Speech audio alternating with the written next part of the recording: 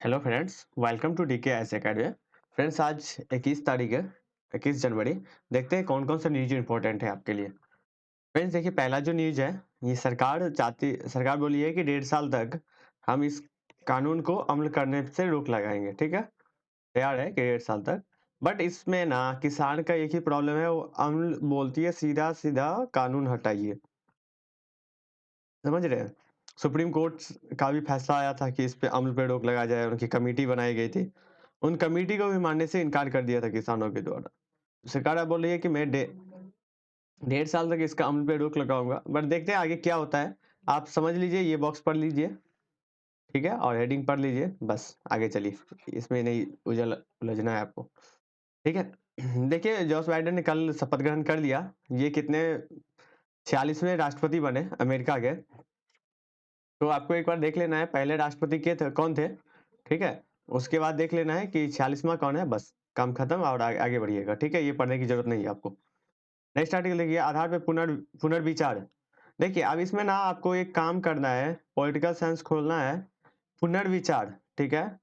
कि जो राइट मिली है ना, इसमें संविधान के कितने आर्टिकल में है, अनुच्छेद देखना है, कौन से अनुच्छेद में संविधान में पुनर्विचार, उनके जो फैसला है उनको फिर से विचार करने के लिए, ठीक है, पेटिशन डालने के लिए किस आर्टिकल में लिखा गया है। तो ये आपको देखना है और सर्च करके इसके बारे में डिटेल पढ़ लेना है। नेक्स्ट आर्टिकल देखते हैं।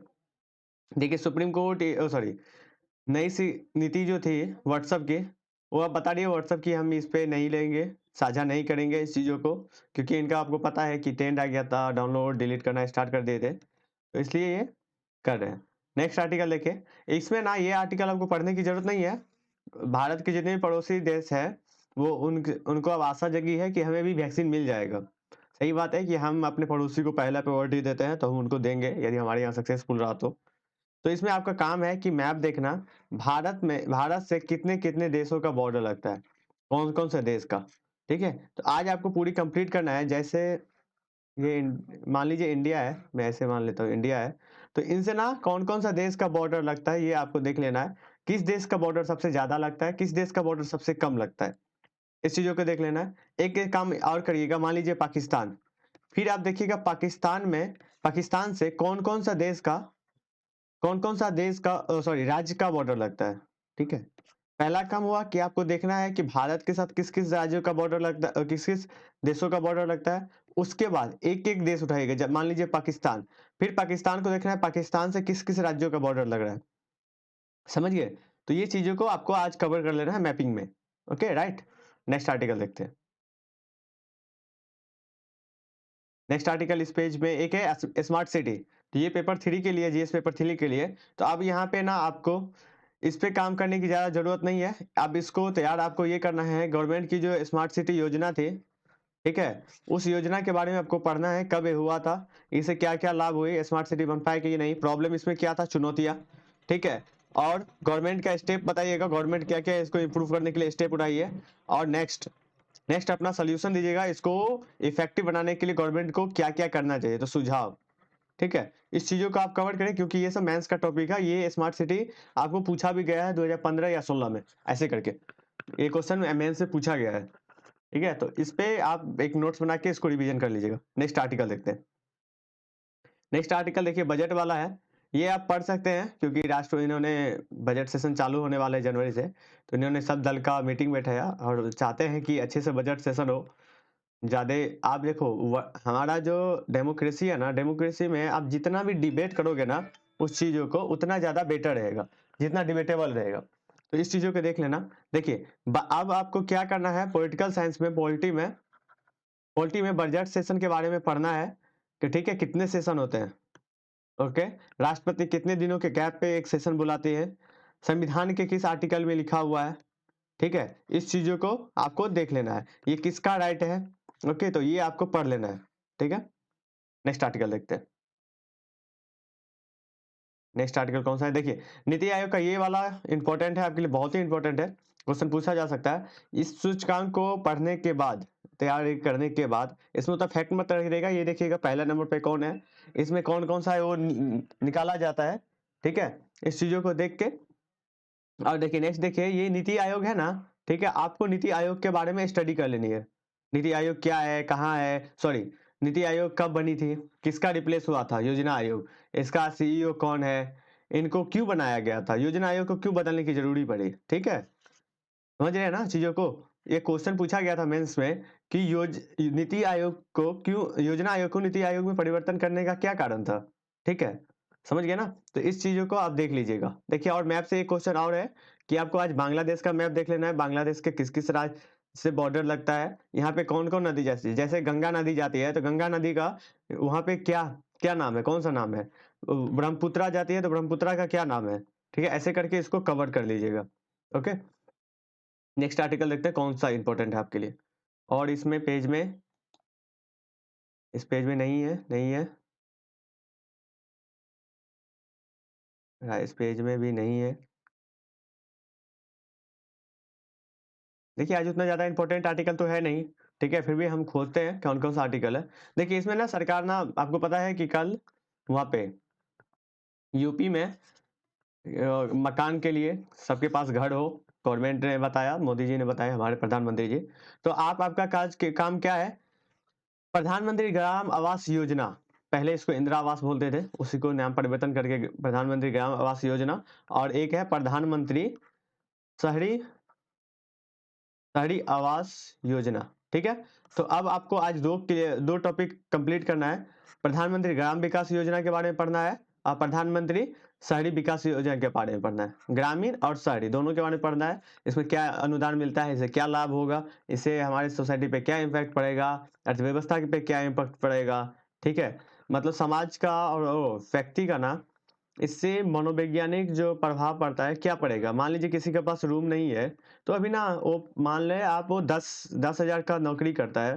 ठीक है, 10,000 का नौकरी करता है, उसके पास यदि रूम नहीं है तो 3,000 रुपया कहाँ दे देता है, इन्वेस्ट कर देता है। कहाँ पे इन्वेस्ट करता है, रूम रेंट में। ठीक है, तो यदि रूम रेंट में यदि इनके पास ये रूम हो जाएगा, घर हो जाएगा। ठीक है, तो अब ये क्या करेंगे, एक तो इनको ये भी रहेगा कि अब बारिश में ठंडी में इनसे बचत होगी इनको, और दूसरा चीज ये तो 3,000 है ना, ये इनको ये सेविंग कर पाएंगे, कहीं पे रखेंगे, तो कहीं ना कहीं हमारे अर्थव्यवस्था के लिए सही है। समझ रहे ना। और जो एक बीपीएल फैमिली होती है, ठीक है, गरीब, उनकी विकास में, उत्थान में सबसे मुख्य भूमिका निभा सकता है ये चीजें। ठीक है, नेक्स्ट देखते हैं, नेक्स्ट आर्टिकल कौन सा है। नेक्स्ट आर्टिकल इस पेज में नियंत्रण रेखा, ये सब देख लीजिएगा, इतना जरूरी नहीं है ये सब। नेक्स्ट आर्टिकल इस पेज में नहीं है, एक भी आर्टिकल नहीं है। देखिए, ये आर्टिकल सब में आपको फंसने की जरूरत नहीं है। एक बार नॉर्मल स्टडी के लिए आर्टिकल पढ़ सकते हैं, लेकिन मुझे उतना इंपॉर्टेंट नहीं लगा तो मैं नहीं बता रहा हूँ, सजेस्ट कर रहा हूँ। क्योंकि इससे ना टाइम टेकिंग होता है, इससे बढ़िया है कि आपको स्टैटिक्स पोर्शन रिवीजन कर ले, या आपको 2 दिन पहले का जो करंट है उसको रिवीजन कर लीजिए। वाइडेन का युग का प्रभाव, मुझे इससे कोई फर्क नहीं पड़ता, इसको पढ़ने की जरूरत नहीं है। ये देखिए, न्यूनतम समर्थन मूल्य हमने बहुत कवर किया है, तो इसको पढ़ने की जरूरत नहीं है। ठीक है, ये भी पढ़ने की जरूरत नहीं है। अज्ञान मनोरंजन मिश्रण, नहीं नहीं नहीं। आगे चलिए। हाँ, ये माइक्रो फाइनेंस उद्यम की मुश्किल, ये वाले आपको जीएस पेपर 3 में इकोनॉमिक्स का पोर्शन है, अर्थव्यवस्था का, तो यहाँ से आपको कवर कर लेना है ये वाला। इसमें जितने भी डायमेंशन आएंगे, कोई कोई सा पॉइंट आएगा, तुरंत उसको गूगल करिएगा। कोई भी की पॉइंट आए ना, कीवर्ड, उसको ना तुरंत गूगल करिए और उसके बारे में इंफॉर्मेशन जुटा लीजिए। ठीक है, आप कोई भी की पॉइंट है उसको लिखिए और लास्ट में लिख दीजिए यूपीएससी, तो आपके पास रिजल्ट आ जाएगा, उसको पढ़िए। यदि लगता है कि हाँ कुछ नोट करने वाला है तो उसको नोट कर लीजिए और आगे बढ़िए। समझ गए। तो ये आर्टिकल पॉलिटिकल आर्टिकल है, इसको भी नहीं पढ़ना है। यहाँ पे हिमाचल प्रदेश में चुनाव हुआ था, इसको भी पढ़ने की जरूरत नहीं है। नेक्स्ट आर्टिकल देखते हैं कौन सा इंपॉर्टेंट है इस पेज में। देखिए, ये मोहन भागवत जी है, इन्होंने एक स्टेटमेंट दिया है कि रोजगार परक शिक्षा जरूरी। ठीक है, रोजगार मतलब ये है कि ऐसा एजुकेशन होना चाहिए, शिक्षा, कि आप जब निकलो ना पढ़ाई करके, स्टडी करके, तो आपको रोजगार मिल जाए। अभी के टाइम में ना हमारे इंडिया में कोई यदि ग्रेजुएशन कर लेता है, ठीक है, फिर भी उनको जॉब मिलने में बहुत सी समस्याएं आती है, उनको जॉब नहीं मिल पाता है। ठीक है, तो इसके बारे में देख ले। नेक्स्ट आर्टिकल देखते हैं। इसमें ना ये आर्टिकल को आपको फंसने की जरूरत नहीं है, आपको ये देखना है कि न्यू एजुकेशन पॉलिसी में जो गवर्नमेंट बता रही है कि हम स्किल देंगे जिससे कि रोजगार तुरंत हो, सृजन हो, तो ये चीज पढ़ लीजिएगा, इसको देखने की जरूरत नहीं है आपको, ठीक है।